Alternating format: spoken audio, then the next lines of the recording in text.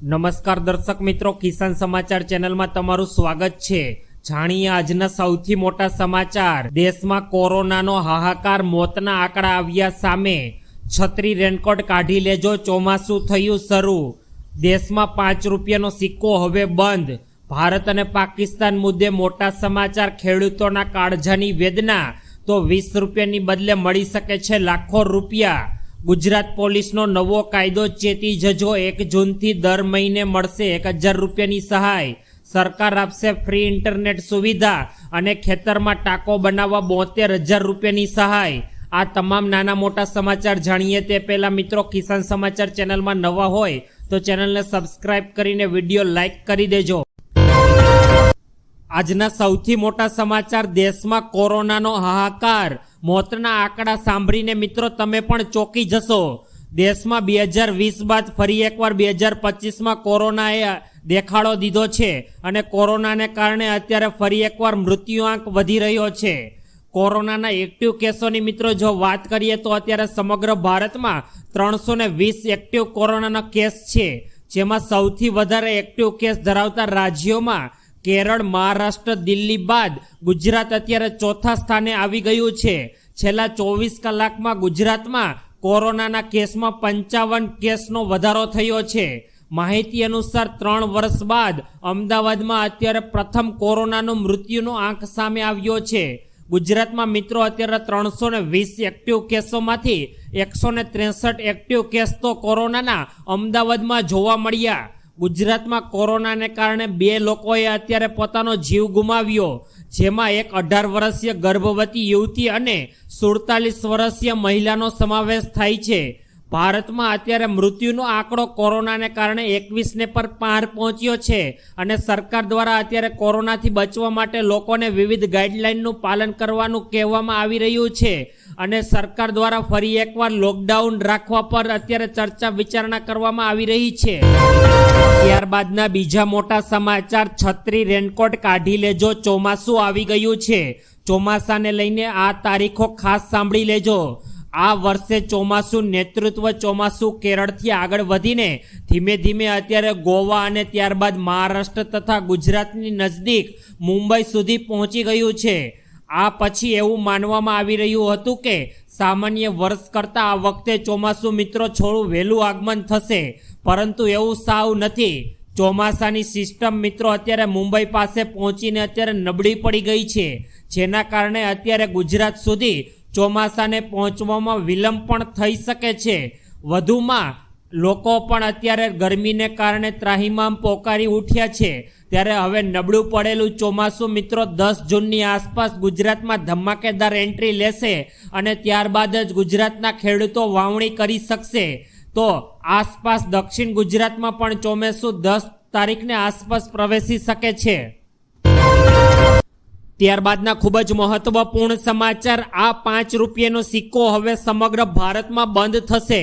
દેશભરમાં મિત્રો અત્યારે ખૂબ જ ચર્ચાનો વિષય છે કે 5 રૂપિયાનો જે સિક્કો રહેલો છે તે હવે બંધ થઈ શકે છે। મિત્રો તમે બાજુની સ્ક્રીન ઉપર જે સિક્કો જોઈ રહ્યા છો તેઓ અત્યારે બજારમાં 5 રૂપિયાના 2 અલગ અલગ પ્રકારના સિક્કાઓ ચલણમાં છે, જેમાંથી એક પિત્તળથી બનેલા અને બીજાથી ધાતુથી બનેલા। સરકારે હવે ધાતુથી બનેલા જાડા સિક્કા છાપવાનું સંપૂર્ણ રીતે બંધ કરી દીધું છે। વાસ્તવમાં આ સિક્કાનો ઉપયોગ બ્લેડ બનાવવામાં પણ થઈ રહ્યો હતો, જેના કારણે સરકારને એક આર્થિક રીતે નુકસાન જઈ રહ્યું હતું। આ જ કારણ છે કે આરબીઆઈ હવે ધીમે ધીમે આ સિક્કાઓને બજારમાંથી હટાવવાનો નિર્ણય લઈ લીધો છે અને મિત્રો જો તમારી પાસે પણ 5 રૂપિયાનો આ જાડો સિક્કો રહેલો છે તો તે આવનારા સમયમાં સરકાર દ્વારા બંધ કરવામાં આવી શકે તેમ છે। તેથી વેપારીઓ દ્વારા પણ આ સિક્કો ન સ્વીકારવામાં આવી શકે તો 5 રૂપિયાના સિક્કાને લઈને સરકાર દ્વારા અત્યારે એક મહત્વપૂર્ણ નિર્ણય જાહેર કરી દેવામાં આવ્યો છે અને જાડો સિક્કો સરકાર દ્વારા આવનારા સમયમાં હવે નવો છાપવામાં નહીં આવે। ત્યારબાદના ખૂબ જ અગત્યપૂર્ણ સમાચાર। ભારત અને પાકિસ્તાનમાં પાણીને મુદ્દે સૌથી અગત્યપૂર્ણ સમાચાર। મિત્રો અત્યારે પાકિસ્તાનમાં પાક વાવણીની મોસમ છે અને પાકિસ્તાન પહેલેથી જ એક ગરીબ રાષ્ટ્ર છે અને ભીખ માંગીને જીવન જીવે છે। ભારતે છેલ્લા ઘણા દિવસોથી સિંધુ જળ સંધિનું પાણી સ્થગિત કર્યા પછી પાકિસ્તાનની પરિસ્થિતિ અત્યારે મિત્રો ખૂબ જ ખરાબ થઈ ગઈ છે અને પાકિસ્તાનમાં પાણી માટે અત્યારે સમગ્ર દેશમાં હોબાળો મચી ગયો છે. પાકિસ્તાનના મોટા શહેરોમાં સરકાર સામે લોકો પ્રદર્શન કરી રહ્યા છે. દેશના ઘણા મોટા બંધો સુકાઈ જવાને આરે પહોંચી ગયા છે. મિત્રો તમને જણાવી દઈએ કે જમ્મુ એન્ડ કાશ્મીરના પહેલગામમાં થયેલા આતંકવાદી હુમલા બાદ ભારતે તાત્કાલિક અસરથી સિંધુ જળ સંધિને સ્થગિત કરી દીધી હતી. જે બાદ પાકિસ્તાનને સરહદ પાર આતંકવાદ સામે કડક ચેતવણી ભારતે આપી છે અને વડાપ્રધાન નરેન્દ્ર મોદીએ પણ કહ્યું છે કે કાં તો લોહી વહેશે કાં તો પાણી વહેશે, બંને એક સાથે નહીં વહી શકે. નિષ્ણાંતોના મતે મિત્રો માનવામાં આવે છે કે ખરીફ પાકની વાવણીની મોસમ દરમિયાન પાણીની તંગીથી પાકિસ્તાનની સમસ્યા આવનારા દિવસોમાં ખૂબ જ વધી શકે તેમ છે અને પાકિસ્તાન ભારતની સામે અત્યારે ઘૂંટણે આવી ગયું છે. ત્યારબાદના મહત્વપૂર્ણ સમાચાર, ગુજરાતના ખેડૂતોની કાળજાની વેદના. કેન્દ્ર અને રાજ્ય સરકાર ખેડૂતોની આવક ડબલ કરવાની મિત્રો વાતો કરે છે, પરંતુ કૃષિ પ્રધાન દેશમાં ખેડૂતોના અત્યારે દેવળિયા નીકળી ગયા છે. ગુજરાતમાં ખેડૂતોની આવક કરતાં મિત્રો અત્યારે જાવકનું પ્રમાણ વધારે નોંધાયું છે. રાજ્યમાં પ્રત્યેક ખેડૂતોના માથે 50,000 કરતાં પણ વધુનું દેવું થઈ ગયું છે. ગુજરાતના 42.5% ખેડૂતો અત્યારે દેવામાં રહેલા છે. ગુજરાતના પ્રત્યેક ખેડૂતો ઉપર સરેરાશ 56,568 રૂપિયાનું દેવું થઈ ગયું છે.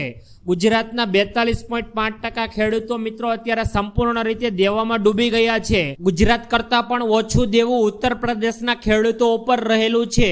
કેન્દ્ર સરકારના સત્તાવાર આંકડા પ્રમાણે ગુજરાતના ખેડૂતોને પાકની આવક માત્ર 4318 રૂપિયા મળે છે, જ્યારે કુલ આવક 12,611 રૂપિયા નોંધાઈ છે. રાજ્ય સરકાર એવો દાવો કરે છે કે ગુજરાતના ખેડૂતોની આવક બમણી થઈ ગઈ છે, પરંતુ હકીકત એવી છે કે ખેડૂતોની આવક કરતાં અત્યારે જાવકનો આંકડો મોટો રહેલો છે. ત્યારબાદના બીજા અગત્યપૂર્ણ સમાચાર મિત્રો, હવે તમારી પાસે 20 રૂપિયાની નોટને બદલે મળી શકે છે લાખો રૂપિયા. શું મિત્રો તમે ક્યારે એવું વિચાર્યું છે કે 20 રૂપિયાની નોટ પણ તમને લાખો કરોડો રૂપિયાની આવક મેળવી શકે? જો તમે બેંકમાં આના બદલામાં ફક્ત 20 રૂપિયા મળે છે, પરંતુ આજકાલ જૂની અને દુર્લભ નોટોનો મિત્રો લોકોને અલગ અલગ લોકોને શોખ રહેલો હોય છે. તે લોકો તમને આ 20 રૂપિયાની નોટ કે અલગ અલગ સિક્કાઓને બદલે હજારોથી લાખો રૂપિયા આપવા માટે પણ તૈયાર થઈ જતા હશે. તમને મિત્રો હવે એવો સવાલ થતો હતો કે આવા 20 રૂપિયાની નોટો અને અલગ સિક્કાઓ અમારે ક્યાં વેચવા? તો તમે તેઓને ઓનલાઈન અથવા OLXની જેવી વેબસાઇટની મદદથી પણ આવી 20 રૂપિયાની નોટો અથવા સિક્કાઓને વેચી શકો છો. જે પણ વ્યક્તિને તેઓ આ ખરીદવા માટે ઇન્ટરેસ્ટ હશે તેઓ તમને કોન્ટેક્ટ કરીને આના બદલામાં હજારોથી લાખો રૂપિયા આપવા માટે પણ તૈયાર થઈ જશે. ત્યારબાદના મહત્વપૂર્ણ સમાચાર, ગુજરાત પોલીસ દ્વારા નવો કાયદો ચેતજો.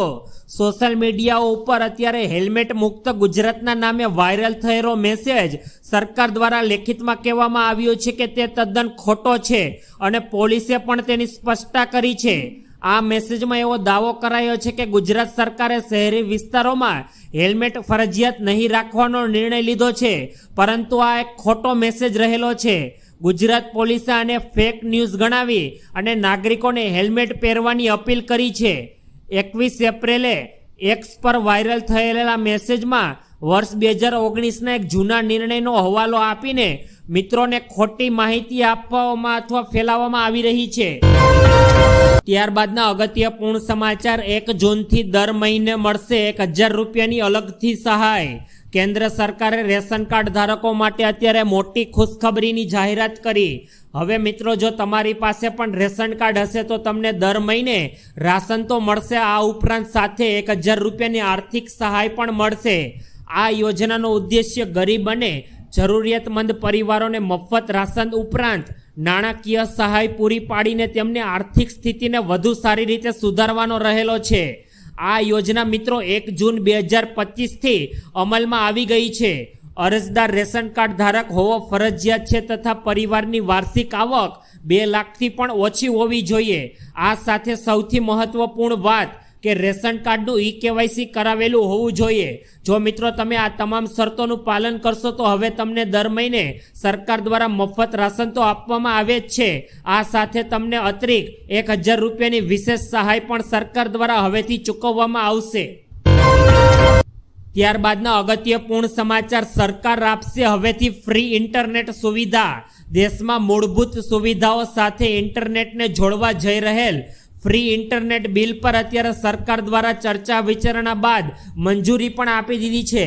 આ બિલમાં દેશમાં પછાત અને ગરીબ વર્ગના લોકોને સરકાર દ્વારા હવેથી પોતાના પૈસે મફત ઇન્ટરનેટ આપવાની આ યોજના સરકાર દ્વારા લાગુ કરવામાં આવી છે.